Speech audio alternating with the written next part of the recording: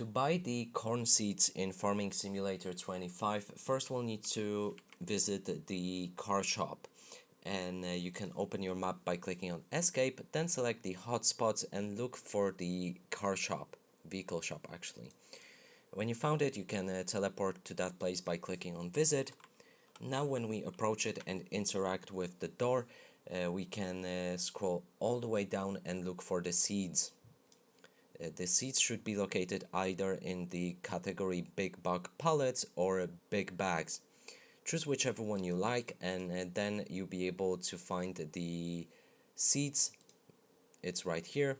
You can buy it in any amount. Then when we leave the shop, our seed bags are located right here. So there's no actual corn seeds, but you can get the seeds directly from the shop, and it works for any type of your crop.